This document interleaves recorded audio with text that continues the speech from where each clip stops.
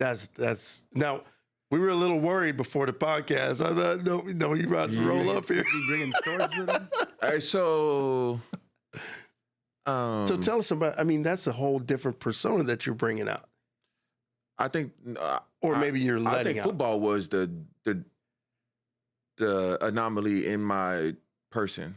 Wow, That was the thing that's not who I am. Everything else is who I always been. That was me jumping out of my body to be this thing and do this. that's so interesting. So it's the other way around. Like when a lot of people would be like, "Oh, he's a football player," I was like, like I'm all these things, and I did football, and football was this thing that get glorified on such a big level that no one ever really saw who I really was as a person because they were so caught up in the act of playing football.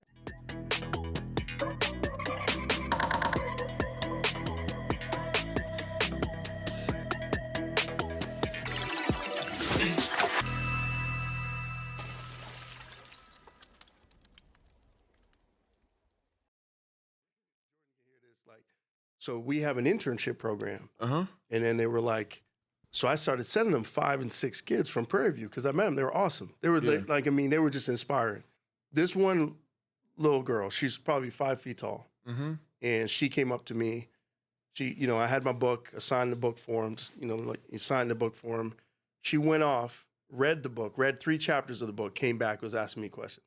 I was like, I want that. Yeah, that's the type of people you want to work. That's different. Self-efficiency. You know what I mean? Yeah. All right. I think that's sometimes when kids of I say it's always weird because I don't feel like I'm that much older than them, but then when I hear how old they are, I'm 18, 20 years older than a lot of these students or my students, even when I'm teaching. The thing that I think happens in the industry is that the industry wasn't really built no industry was built for them to succeed. No. Right? So, I mean, the entire existence of being black was not built for you exist, to succeed in America. Nothing was built for you. Right. And I have this belief, I think about this all the time. I have this, it's not belief, it's facts. Like to be born Black American is to be born with the need to redesign the environment which you were born into. So you're born to be a disruptor. You're born to, born to design. Man. We have to redesign everything in order to exist the way that we want to exist in it. You ain't lying. Yeah, so I think a lot of these kids, I think that you really want the most creative children, the most creative people, are the ones that are most oppressed. Yes. Oppression breeds creativity. Yes. Right? You have to be more creative when you're oppressed. Yeah. And that's for everywhere in the world. Everywhere. The most innovation is going to be happening where people are the most oppressed. Wow. Are you already dropping knowledge? How you gonna drop knowledge? We just walked in. You said that and it just made me think about that because I went to Prairie View and I was like, man, these kids are brilliant. Yeah. I run into brilliant kids all the time. Yeah. But I don't think that they have been told that they're brilliant. No, they haven't. Right? Because when the other problem, this is something random too, just jumping into this, but like I think a problem with Black brilliance is there's too many times that we have to use white references in order to quantify the brilliance. Or at least brilliance, the best brilliance is the brilliance that you don't see coming. Right? Like, like a lot of times you think brilliance is replicating someone else's behavior. Right? I talk about like, in the NBA. That's why they shooting all these threes because everybody's trying to copy each other. Right. But brilliance requires disruption. Right. Do something new, do something different, be the first. But that's the thing. But once something is disrupted, everybody wants that thing. So yes. Steph Curry was a disruptor. Allen Iverson was a disruptor. Yes. Right? You have these disruptors along the way. Michael Jordan was a disruptor, right? The way that he played the game. So you have these, when they think about the best players, they really think about who's the biggest disruptors to the game. Man. Right? Shaq was a disruptor because of what he can do, the way he can move. But Shaq, to me, is my favorite athlete because he was a disruptor in what it meant to be an athlete. Yes. Right? Movies, like people, Jim Brown and, other people were doing that, but Shaq was like... Took it to a whole other level. Exactly. So, but I was going to say that because the thing I was going to say about the brilliance is not knowing your history. Right, you think about it. If you don't know your history, you referencing something outside of your own existence and your own people. Yeah, and I think you got to learn your history of the brilliance that exists. Because when you see someone that look like you, and you can stand on the shoulders of a foundation of people that come from the same thing that you stand a little taller.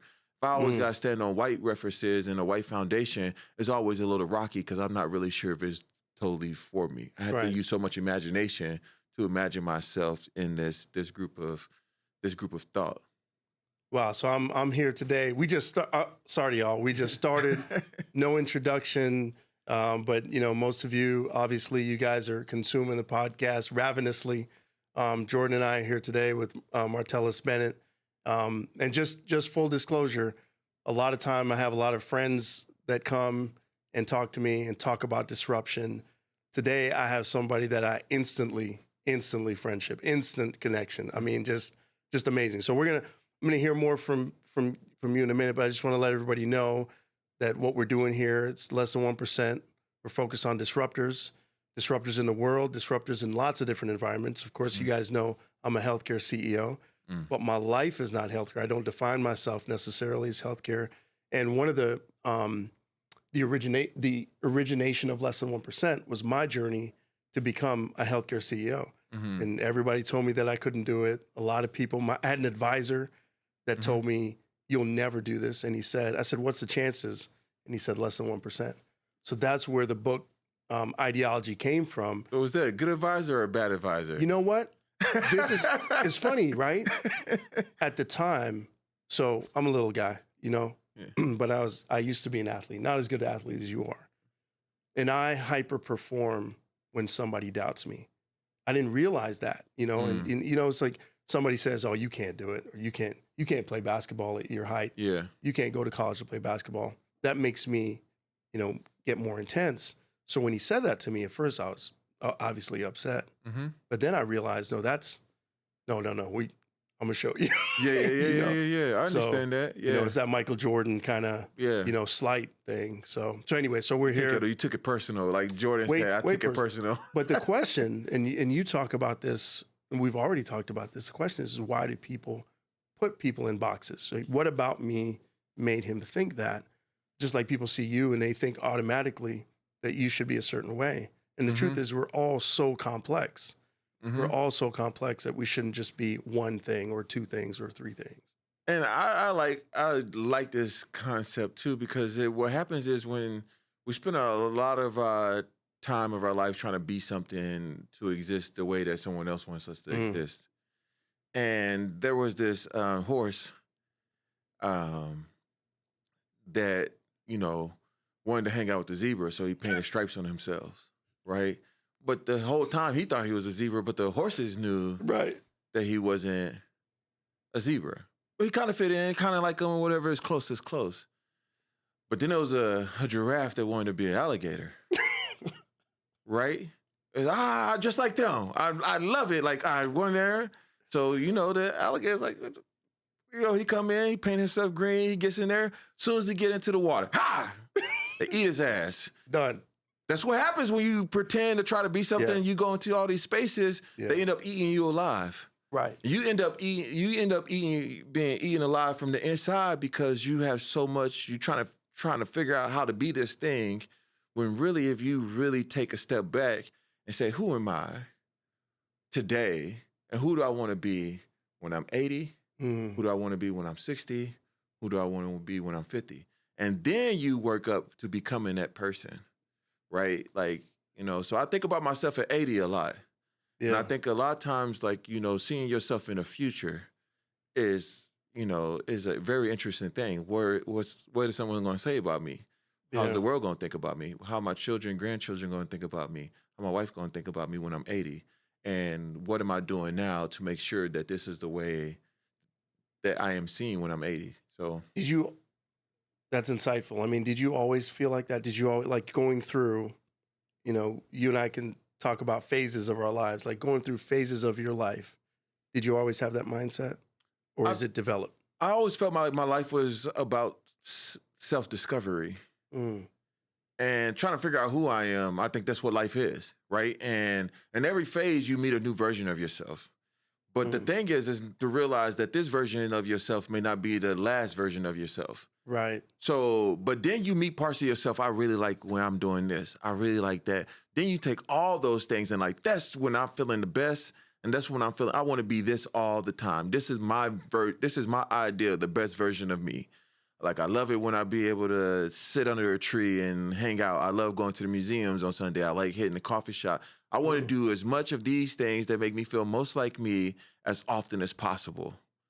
And that's where I really think about self-discovery. The places that, like, I'm kind of done. Like, I'm not really interested in traveling new places. I only want to go to Japan because I feel like Japan, to me, as all the places I've been in the world, it's the place that I feel like I want to spend more time, but I only go for 2 weeks.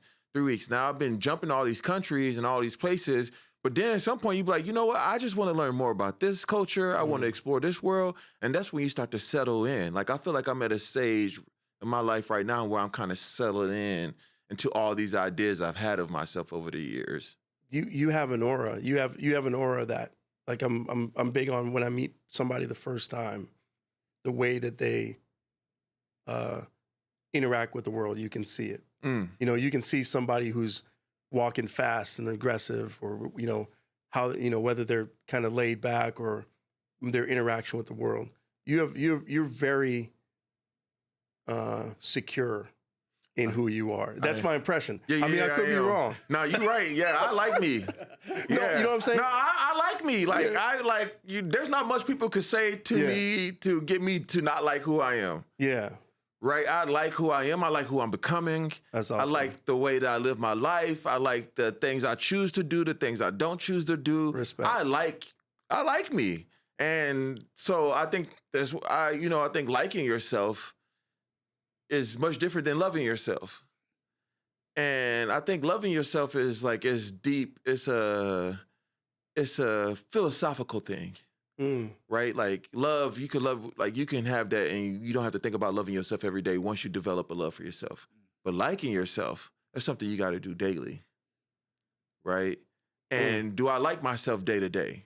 Right? And then it's based on decisions I don't like when I was doing this. Right? You know, like, I have friends that, you know, they do stuff sometimes. I don't like him today. I think about that. I think of my. I didn't even know you was on the show. Okay, sorry. This is Jordan. Yeah, no. I didn't know that. Yeah. You're like, whoa. Who's that? That's the voice of God. You know what I'm saying? You know? No, like you said, I think about my kids like that too. I mean, you don't like them sometimes? There's some days I don't like them. Well, I mean, I love them. Yeah, I think kids are interesting because they don't know shit. Yeah. Like, they don't know anything. Right. Everything has to be taught to them. Like, they don't know how to wipe their own ass. Right? They don't know how to eat. They don't know how to. You tell your kid to sweep the floor, then you were like, oh, dang, I never taught them how to use a broom. Right. Then they have sweep the floor. You mad at them because you have expectations, because you know it's just something that you know how to do. But someone taught you how to sweep the floor. And then, like, kids are interesting too because, like, they also are exploring what's possible for them. Like, what can I push? Where can I pull? What can I get away with? Or what's the boundary? And, like, what's my boundary? And, you know, your kid comes to me like, I have boundaries, Dad. You be like, no, you don't. Knock on the door. I'm like, you know, you get older, you got a girl in the house. I want you do knock on the door, you know what I'm saying? But, like, but you want them to establish boundaries with their friends, right? You know what I'm saying? But then you have to have that, and it becomes this thing about, like, I think that with children is sometimes people forget that we have to respect our children. And we feel like we are the overseer of them. But our ultimate goal, I feel like parents are more like Professor X, right? It's our job to kind of help find out what their superpowers are, right? And help them learn how to use those superpowers. But the only way to really find out what their superpowers are is, like, presenting all the possibilities to them. And then watching them, right? Boom. Oh, okay. You can fly. Yeah. She can't fly. Right. Oh, but she can run like Flash. Okay, you know what I'm saying? Like, now this kid got a single athletic bone, but that brain. But that brain. You know what I'm saying? He's an athlete and he got brain. I need to find a way to keep him balanced. Yeah. Because a lot of times what happens is the superpower that get us the furthest, the fastest, is the one that you tend to lean into. Okay, listen. Did we meet before? Because you using all my terms and language. My bad. No, I'm saying. Did we? Did he no. read your book already? I mean, you already read it. Yeah, I want to read it though. You already read. So I talk about superpowers. That's all I was talking about. I say, you know, and it's not just super. Some people you say, "What's your superpower?" You're like, "Oh, I'm on time," or I never give up. That's not a superpower. There has to be something unique, something special about you. Okay, so this is an interesting thing. All right, so speaking of superpowers or like this thing that makes you special, right? So I've been building my website, rebuilding the website myself from scratch, and like social media, take like social media, right? Social media takes away everybody's superpower, and it dictates what your superpower has to be in order to succeed on a platform, right? We have to do this, do that, and it makes everybody kind of the same. The interesting thing about social media is that like we're leasing space that we don't own. It's like if they always move your house because the algorithm, you know, your visitors can't get to your house, they don't see your house because the algorithm misplaces your house everywhere. But a website, you own a piece of the internet. You own a piece of the web. Like this is my, you could always. It's your space. This is my space. Literally, you could find me here and you can find everything about me. You can't search someone's Instagram and find out the details of that last project. You got to keep scrolling, keep scrolling, keep scrolling. But the thing I was thinking about is how we fragment ourselves to be consumed, right? Like, so if I need the person to consume me, this is on this, I want to do this. If I want them to consume me on TikTok, I have to do these things to be consumed. So I start fragmenting myself in all these pieces, and then I have to build a link tree so everybody could find all the different pieces of me. But the thing is, it's like everybody's now on Instagram, everybody's now on TikTok, but there's this idea in our mind that everybody is on these platforms and somehow they're going to find us. But a .com is a permanent address, right? There's no algorithm that could change when someone types in www.tomonoshi.com. Like it's there every single time, right? So if I go there and I build out the space there, you can consume all of me and get the full picture. And find out how those pieces interact. Exactly. But what I was gonna say is like my superpower, like there's a lot of people out there like that I think they're like good. Like I could make a cool video, I could do good videos, but there's people at Nike and whatever, they're gonna make way better videos. They got bigger budget, bigger cameras, they got more production, whatever. They're gonna do more videos than I can. Now my videos are gonna be good, but I'm very like, I really can't compete with them on that aspect of just right. Because how often they could do it too. Right. But they can't outright me. No. I don't think there's a CEO in the world that can outright me. Right. Right. So, and the way I want to be consumed is through the written word. Because I know, one, my audience is people who read. So people are like, oh, that's too much text. Well, you're not my audience. The people who take the time to read it are the people I'm looking for. So why am I searching to see, full of fish that don't like the bait? Right. When I could just put the exact thing I want them to have. Right. And I'm not trying to convert anyone, right? The people who come and they spend time here are the people who want to read what I have to say. So now if I could write and write and write more, I could superfeed, right, the people in which I want to serve. Because the idea is to be of service. But on social media, we are of service of the algorithm. Right. Of not the people. Right. We're almost like the food. 100%. We're almost like the food, right? Yeah. That's the menu, and people are consuming us. Yes. As opposed to coming to us to gain information and knowledge. So would you say that your superpower is a storyteller? Are you? I mean, 100%. Yeah, that's what I do. Yeah. I just found a way to work through several different mediums to tell a story. So I don't have a discipline. My discipline is the mastery of my own imagination, which right, like so I don't really have. It's like, how many ways can I communicate and imagine? So sometimes I have something to say is better in a song. Right. Sometimes it's better in a book. Sometimes it's a painting, right? And sometimes it might be a movie, right? Or it might be a picture. My job is to articulate what I have to say the best way to say it. So I would say us, although I'm not saying I'm on the same level, but I would say what we have is what a lot of writers, Jordan, you have this. You're an artist. You're an artist and a musician. We call what I call creatives, right? Creative is a very different than and that's where like you hit me hard when you said multiple different levels. I spent, I think 2 years ago, somebody came to me and said, Moo, you're 8 different people.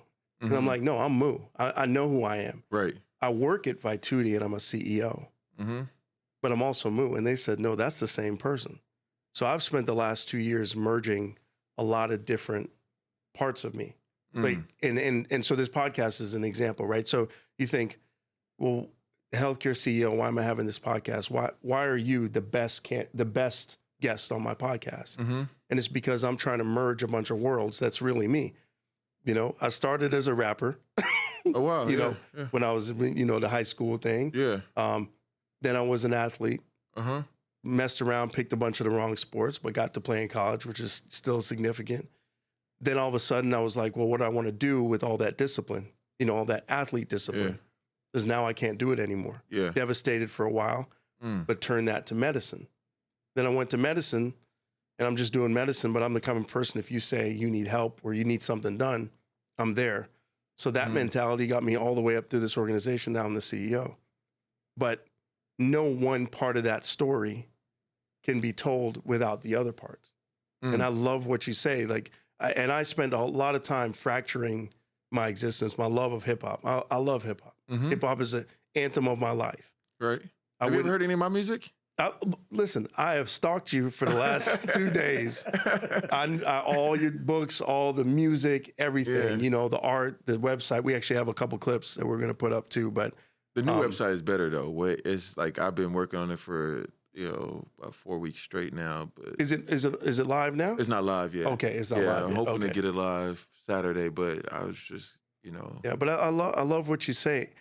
Let me ask you this. So I mentioned you to a few friends I have in the NFL or played in the NFL. Friends I have. A guy named Tyler Klutz. I don't know if you know him. He missed you a couple times. Okay, yeah. And I said, what do you know about him? 'Cause I like to know. I get I get my mindset from people who know you. Yeah. Obviously, we have a connection through Vituity. Yeah. And they said he's a dog. They said he's a dog. What? So were you a dog? Yeah. For sure, I still am. Okay, so I'm just saying, how does that translate now? I think that the thing is what you're talking about. So to go back on a couple of things that you said. Yeah. One, what you're talking about is the transferable wisdom. Yeah. So a lot of people think that they're starting off at zero, but it's not. They just don't know what wisdom transfers to the next thing that they're doing. What do I have already to take as assets as I'm start building it? No one starts zero. The hardest thing is to make it to the top and then start back at ground zero again. But you never really start at ground zero again because of experiences throughout your life. Right. And to me, everything is everything. If that makes sense. Yeah. Yeah. It's all connected. So like, I think that I'm not a kumbaya brother, right? I'm a kick your ass, like, you know what I'm saying? So like, artists, I don't want nobody to buy your book.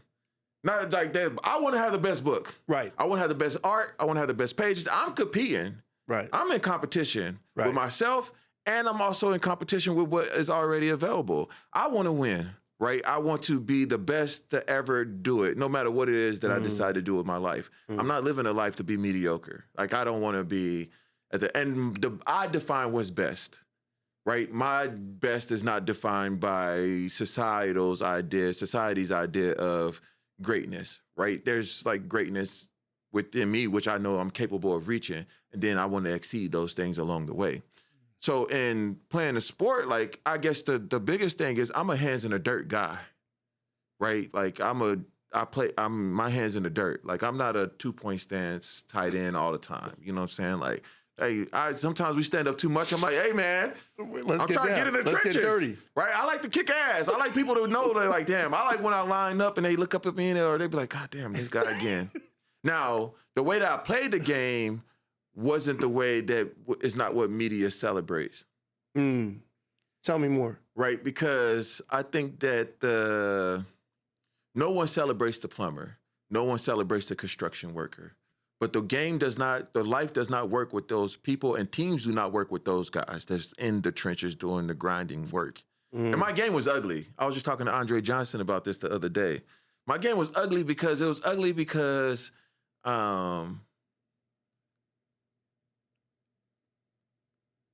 like the way that I play is very hard, right? It's not necessarily finesse. Nah, it's you know what I'm saying? Yeah. Like, know, it's like, it was hard, it's. But you speak about it like you speak about it like people didn't respect it or want that. Players did. that's what you want. Right. Media, nah. Yes. I'll never Got you. be in anybody's conversation, but anybody that played against me, they won't say the same thing. Oh man, we line up against him, he was a dog. Consistently. Like 3 different people. 100%. Like, dog. Yeah. I don't back down. I don't do I just I like to attack. And, the thing I don't like about, I don't really like football necessarily, or I don't really like working with other people a lot or for other people because they kind of dictate the way that you can play. Working for myself, I get to dictate the game, right? I get to call the plays I want to run, right? And I get to play the way I want to play. Now, when you start adding people to the pot, it gets a little bit too many chefs. Yeah. So it's like I want to put the ingredients and I want to do that. So my company, the way I run it is really a single-minded entity, right? And everybody's an extension of my imagination, right? So my job is to, to build the thing, the playground, and then bring other people in to play with me within that playground. But I set the rules of the playground. And along the way we play together, we'll make new discoveries together. But I have to make the playground first. So if you were going to, if somebody was going to experience the best part of you, the best part of what you're doing now, what book or venue or movie or song best represents you? Just like in... Well, like I read Dear Black Boy. I read it. Yeah. I know it's not, necessarily written for me, but it is written for me. It is written for your inner child. And it actually is written, it's sort of like you can, it's funny you mentioned the thing about age. I still feel, Jordan knows this because I misbehave all the time. I still feel like the 9-year-old, the 11-year-old, the 16-year-old, the 18-year-old. I can remember every moment how I felt. And it actually, it manifests in you in whatever you're doing now. And so sometimes I have to silence that person. I just say, no, you can't, you're on stage now. So, you can't say this, or you have to do it differently. Well, I think that we have to allow ourselves to be every age. Yeah. Like some mornings I wake up and I feel 80. Right? Oh man. Other days I wake up, I feel 10. Yeah. Right? But the thing is, I think that we're all those things. Like earlier, like you were saying, to go back to, I think that what happens is we start wearing all these different masks, right? We have this mask for this room, this mask for this room, this mask for this room. But then as you start getting older, you start wearing less masks and you start merging every version of yourself. And then you just become that one character in the world. Wow. And I think that's what like for me, when you said that earlier, that's kind of like what I was thinking about when you said that, right? It's like, all right, cool. Like I went through a demasking period. Right. And I think everybody's go through. You start shedding shedding versions of you. Everything in nature sheds. Yeah. Right. And we shed versions of ourselves. Right. And we have to do that. You got to allow a part of yourself to die to be renewed. Right. Wow. But the people that hang on to an older version of themselves will never meet the new version of themselves. Because they're so anchored to what they used to be. Yeah. If you anchor to what you used to be, you can never be what you can be. And the goal is to always think about, and a lot of that is ego, right? This is when my ego felt the best, when I was this version of myself. Right now, today, where I am, I can't really have ego because the ego cannot be present and when you're present because the ego has not done anything and it cannot do anything. It can only be, ego can only exist in the past and in the future.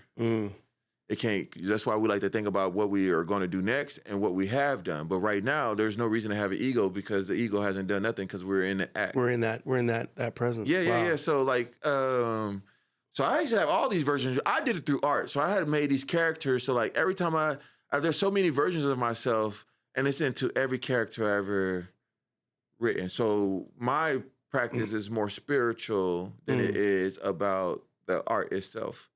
It's art for me, or creating and making is more about self-discovery, right? And every time when I'm making something is when I feel most like me. But when I'm done making something, I'm not the me I was when I started making. Yeah, because you've added that to your persona. I've discovered something new. Yeah. So, and I can't just make all new discoveries exploring the same land. So I have to work in multiple disciplines. When I build a chair, I discover something different about myself than I did when I'm I'm writing a book, right? If I go decide to, shoot a movie, while making a movie, I discover something totally different about myself. And if you never disrupt yourself and do those new things, you never grow. Disrupt yourself. That's hard. It's terrible. Yeah, I mean, no, it's I'm terrible. saying that's hard as a positive, as a it's like that's dope. yeah, like yeah. that's dope. That's hard. Like that's the dope hard. Like that's hard. Like disrupt yourself. Yes, disrupt yourself. Right. So and also your environment matters. Yeah. When you think about yourself, right? You have to be in a space that allows you to become every version of yourself. Yeah. Like I know my wife finds this silly sometimes when I tell her this. I was like, but like, I don't think that each day, if I come back, I've been here for 2 days. She's different from when I left. That is powerful. Because she had dinner with somebody. Her and my daughter did whatever they were doing.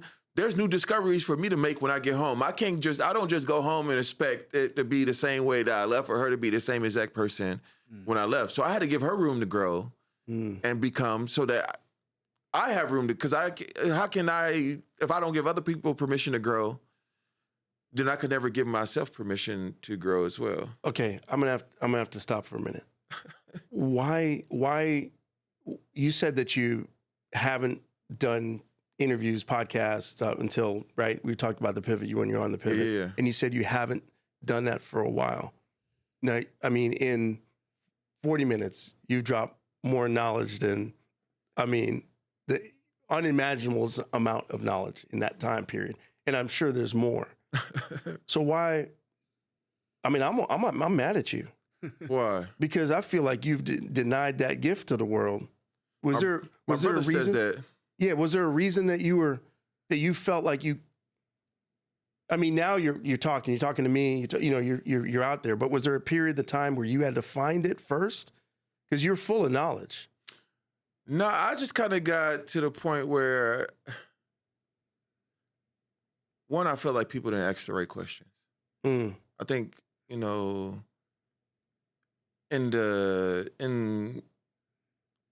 art of the interview kind of died, right? And then it just became gossip. And I think the interview is about wanting to discover something in the person that you're, right? You want to explore. Right. A lot of people don't really want to explore. They just want sound bites. And I also don't think that anyone should talk every day, right? You need time to go find life. Like, life happens. You need to go travel. You need to go read books. You need to go, because if you do that, the only thing you can do is talk about other people's lives. I don't like talking about other people's lives. So I'm okay with having a conversation, and then I'd rather have 3 weeks to live, to go do things, like go to the museum. I saw this, I watched this movie. I did this, I played these video games, or my daughter had this ballet and I met this person. I like talking to strangers in a coffee shop. I like doing all these things, and then I'm full of thoughts and ideas. I like to write. I like to do these things. And I think that a big part of the thing with the conversation was that, like, nobody wanted to talk about what I wanted to talk about, what I was interested in. And I think that, especially when it came to Black men, like the conversation we're having as Black men. And I think one of the worst things men could do is sit on a couch and gossip about other men and other people's lives. Yeah. Now, right. We could talking about ourselves, constructively, sharing knowledge. This is the type of conversations I live for. Right. These are the type of conversations I feel like we need more of. We need more space of. Yeah. And, a lot of people talk about vulnerability or whatever, but I think that even that word is, that's gone too far. Yeah. Don't be that vulnerable. You know what I'm saying? Like, they keep need that to yourself. That's not vulnerability. That's just diarrhea. That's just too much. Yeah. So, my brother tells me all the time, he was telling me, he was like, oh man, I think you should do sports commentating, because the way I don't talk about sports often, but sometimes he'll ask me about something and I'll break it down. He'd be like, bro, that's why you need to be on TV. Okay. I've heard you talk a few times about sports, you're hilarious. That's what I'm going to say. No, and it's not because again, right? It's all that, you know, like Jordan, I think is that thing where you have a you have an expertise in something. Yep. So the one thing I'll never do ever is my pet peeve in the game. Let me back up. So when I first took my kids 6, 7 to play basketball, they said they wanted to play basketball. I'm like, listen, we short. Like, what are you doing? Yeah, it's in the family genes. But they say they wanted to play basketball. They just love the game, like I love the game. How old are they now? My son is 21, and my daughter's 19. Okay. Both are playing college basketball. Oh, what? My son's at UT Dallas, and my daughter's at Boston College. She's in the ACC. Oh, wow. Yeah, so Nice. I tell everybody, you don't believe I was an athlete? Fine. Yeah. But I make them. Yeah. No, that's cool. But yeah. I make them. So, I think she's like the second shortest in the ACC. Oh, wow. Which is impressive, right? She's 5'5", maybe. Yeah, my daughter's 5'3". Yeah. She's 11. Yeah. So that's, but I'm also, she's going to be, I mean, you're a tall dude. She almost taller than my wife. Yeah. But I guess what I was saying is that I don't feel like, and this is to your point about interviews. So there are a lot of people out there that talk about healthcare that never worked a day in healthcare. There's a lot of people out there that have never even made their high school team in any sport. Right. And they are the number one commentators on, ESPN and they're coaches. I have a hard time listening to them because I'm like, listen, first of all, you're out of shape. Stay in shape, first of all. I agree. And if you're not in shape, how are you going to tell someone who dedicated their lives to be excellent in that sport how they should play the game and what they should be doing? Joel Embiid is injured all the time. Have you ever stepped on a court to understand what it's like to play that game 82 games every day? So I have a hard time. The same thing in healthcare. People are like, oh, healthcare needs to be this and that. I'm like, y'all haven't spent one day working at it. You know what I mean? I think that so I think what makes I think makes me good at these things or ever at least sufficient is that I don't think of myself as an expert. Mm-hmm. Right? I think the worst person I think you could hire for your company is an expert. Worst person. They know too much that they can't discover new things. So I like people who are who know that they don't know. Yes.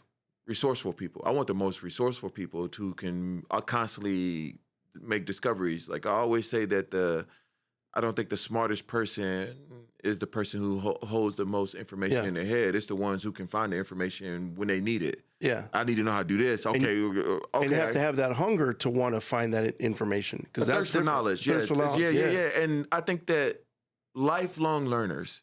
A lot of institutions aren't learning institutions, but every company should be a learning institution, right? Like everybody that works there should be constantly being educated, right? We should constantly be growing our education. We learn as an institution because then the institution can grow. Now, the institution is not here to educate you, but you can be educated at the institution. Okay, Martellus Bennett is the new CEO of Vitality. It's official. I'm gonna hand this off. I just I just think leading people, right? I think every CEO should be creative. Yes. Right. I think you got to have creativity to lead. Yes. And I think also a leader, it's always interesting. I like nature. I learn most about life through nature, trees, animals. I think anything that you want to know about the world, you can learn about it in nature. There's nothing that happens with humans because humans are animals. We just have instead of even the architecture, you could look at how ants work together, right? You can look at those things and be like, oh, all right, we could build houses just like ants.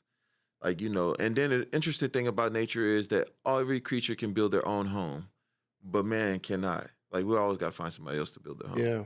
There used to be a time where, you had to do that or whatever. And, but the wolf pack, when they're traveling, the alpha wolf is always in the back of the pack. Because if you attack a wolf pack, so sometimes you got to put your second and lead in the front so that I could go to the back of the line and make sure everybody else can keep up with what you're doing. Okay. So a lot of times about leadership is empowering the next group of people to lead. Yes. So that you can coach. Absolutely. It's hard to coach when you're leading. Yeah. Right. So you have to be able to, when to lead and when to follow. And that's a tough thing to navigate. Like, I think the one thing I hate about sports is that they pick leaders, but leaders emerge. Yes. You can't pick a leader. Yeah. Right? Because a lot of times when coaches pick leaders, they have this idea of what they want the leader to look like. But in the locker room, the leader is not that person. And sometimes when they pick, it's more of a something you win. It's not even something you deserve necessarily from your ability to lead. Yeah. But it's something, pick that, he or she is the best. So they lead. And it'd be based on position. Yeah. Like, the quarterback. Yeah. Why is this quarterback team captain? Oh my God, that was the worst team. Then the whole team look at the coaches wrong because they don't really know who the leaders are in the locker room. Right. But they don't really have a post for the company. Right. Right? Because they don't really know what's happening. So do you pick this guy? And it's just like, everybody's like, I can't believe, like, we all know that this ain't the leader. Right. But the coaches think that they are or want them to be. And sometimes the coach will try to make somebody a leader to help them become a leader. Who's the best leader you encountered? Just in life. It doesn't have to be football. I mean, just in life. Well, I don't know. I never encountered this guy, but like I think Booker T. Washington was a great leader. Just reading his works and those things. I think Henry Ford did a lot of. Like, I'm just going off top. Just based on, off top. I think Steve Jobs. I don't think the tech bros would be who they are today if Steve Jobs was still alive. Because he was the face that he set the tone of what leadership looked like in that space. Like. Right. But now it's all gone and everybody is a little bit different. Right. Like, but when we had a model, he was the first model of like the leadership in that space. But once that dispersed and he left the earth, then leadership started to people started finding their own way who's going to be the next leader in the space. And so him, I think that Bill Belichick was a great leader. Tom Brady was an excellent leader. Let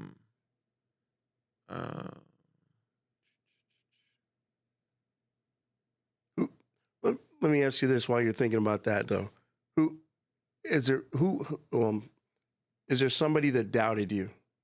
Like a person. I have a person that your advisor.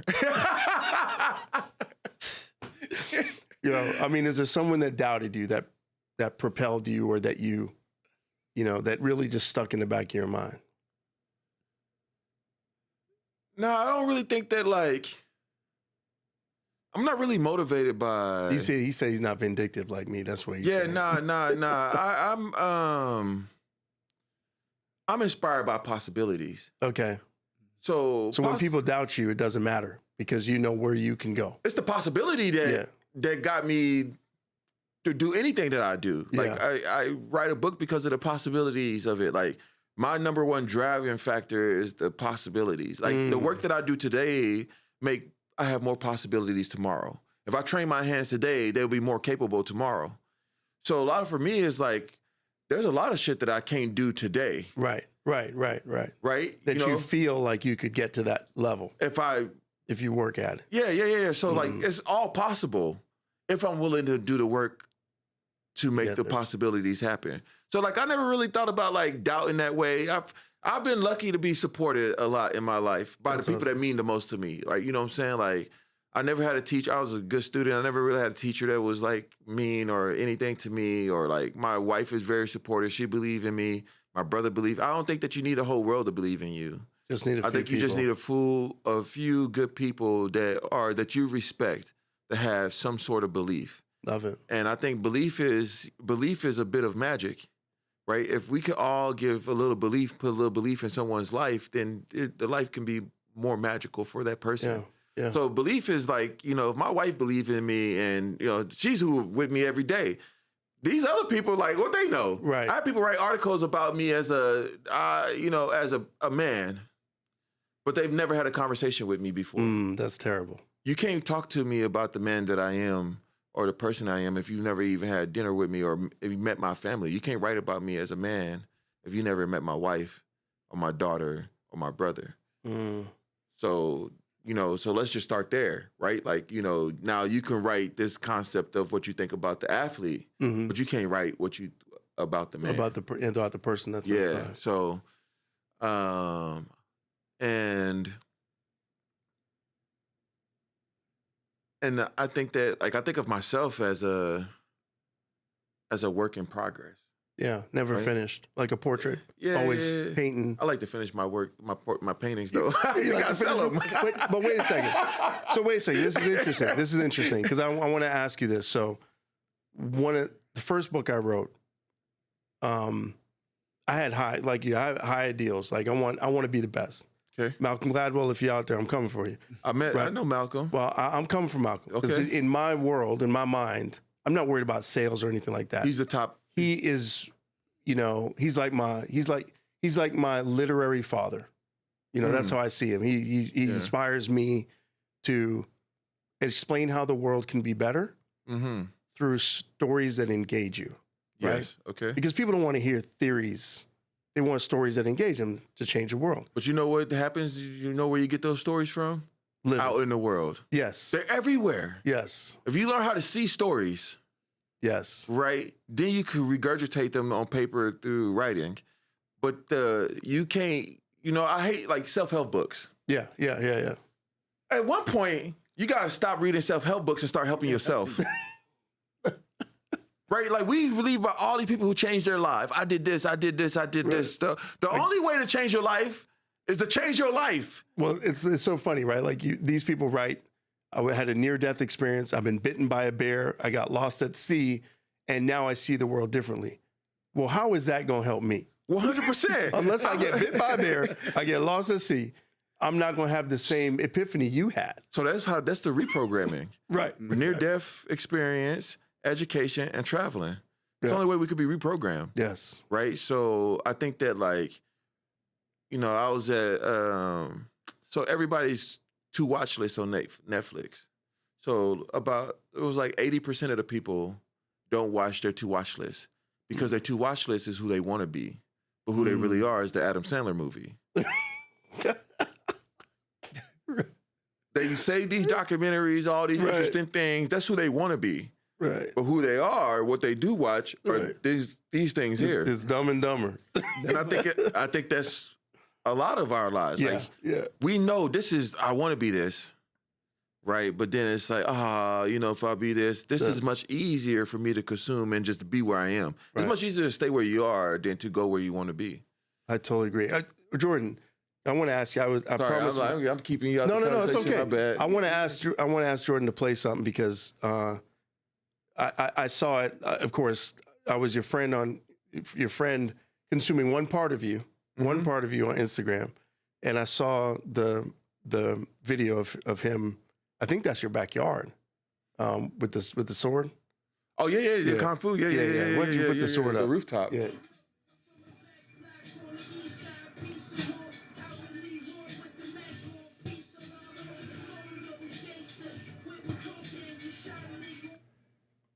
That's now.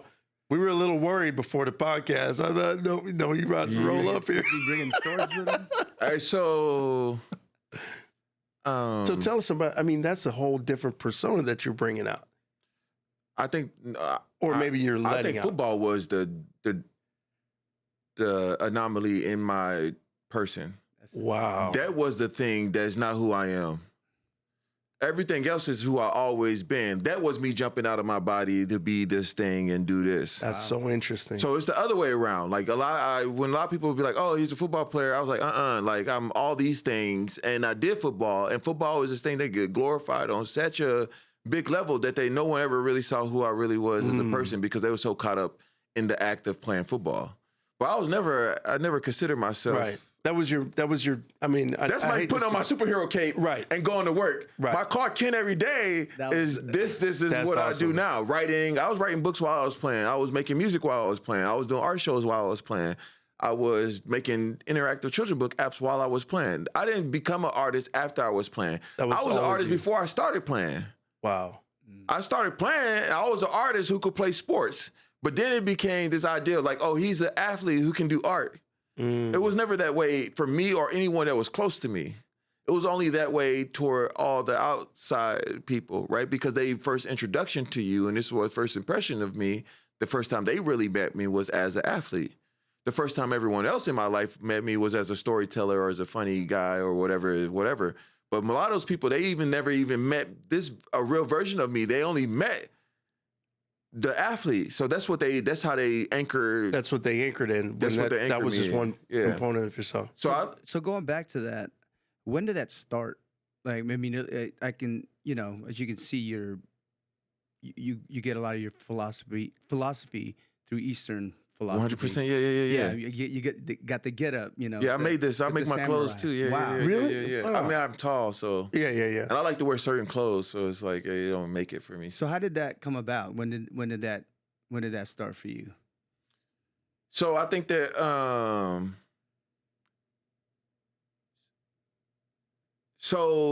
growing up, you just kind of are given a belief system, right? My parents believe this, the church is that, God is this.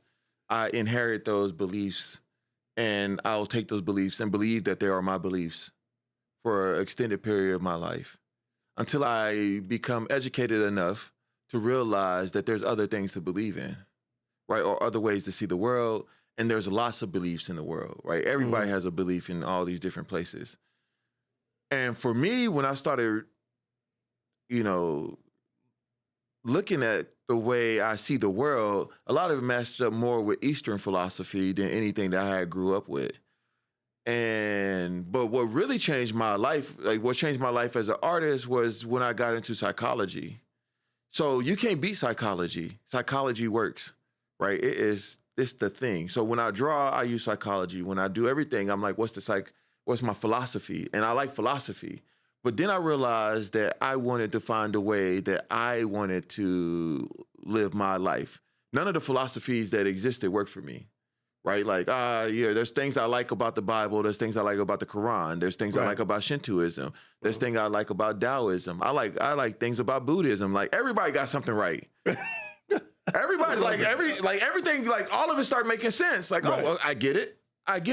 But then I'll be like, well, I want some of this. I want some of that. Yeah. I want some of that. And this is how I want to build my own philosophy of living. Love it. And the samurai philosophy to me is like, they became really good because they were warriors, but they were also poets and artists, and they were in charge of a lot of beauty. They were high class. They dressed well. They cared about the way they carried themselves, but they also cared about the people. Like, they worked for the people. They were servants.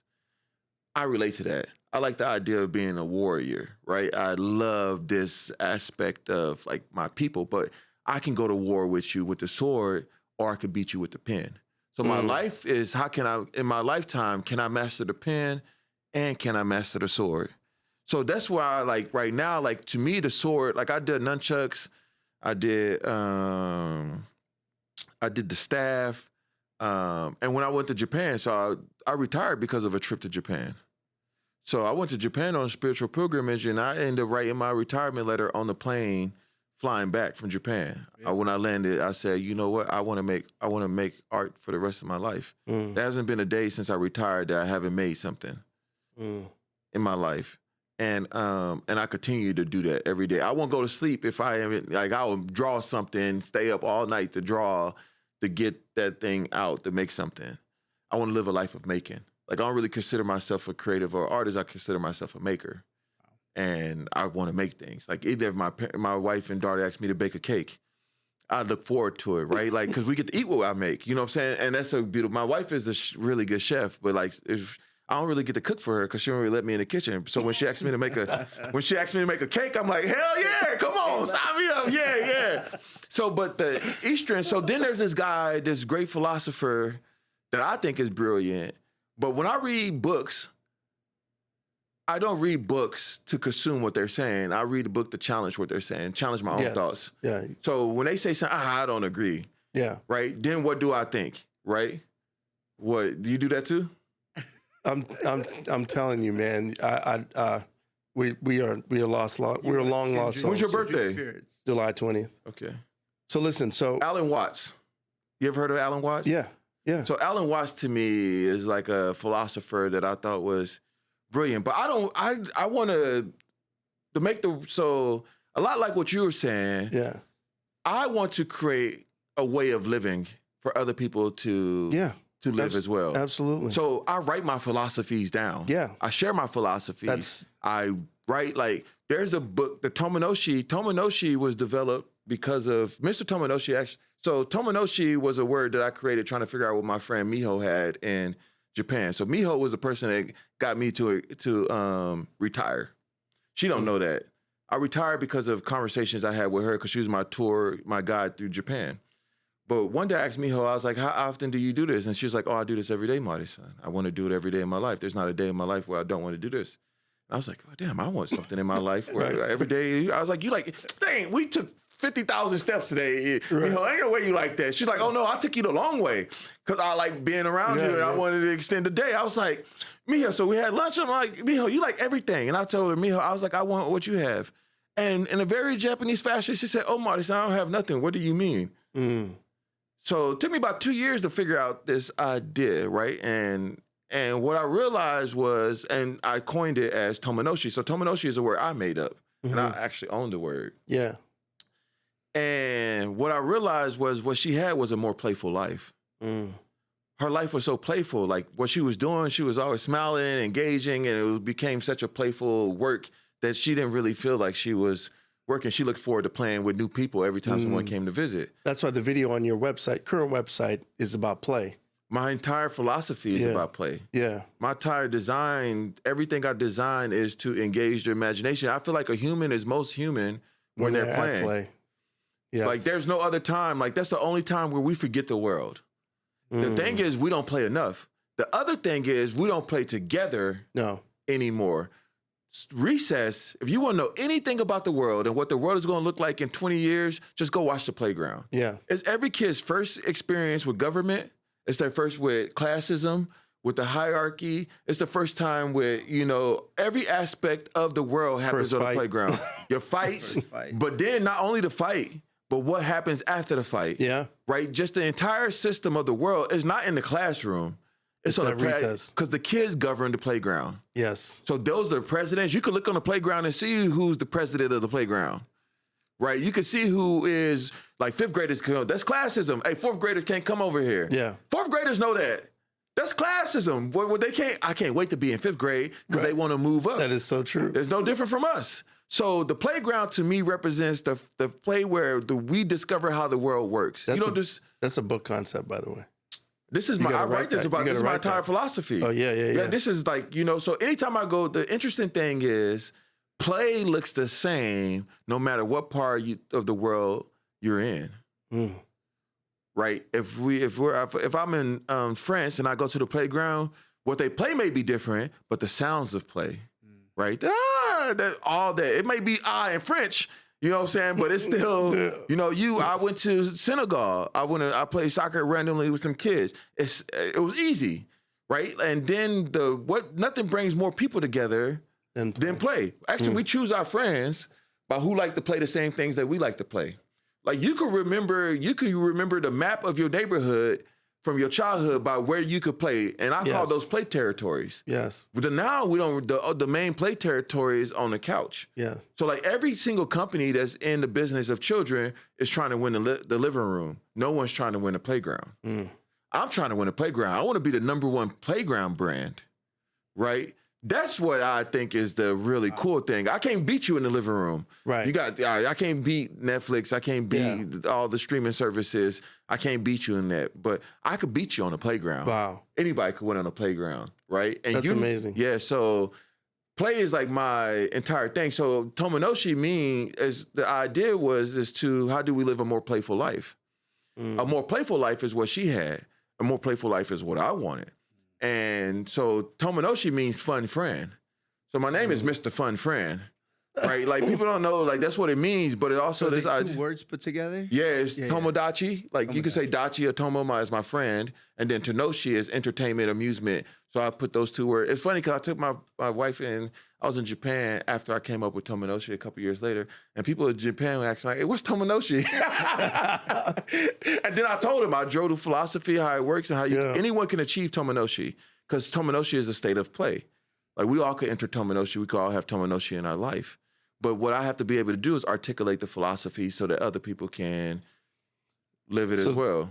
This is brilliant. I mean, I need that clip. That's a good clip. That's a good clip. Man. No. By the way, all the clips you can have. All the clips. I'm just saying that was a good one. Yeah.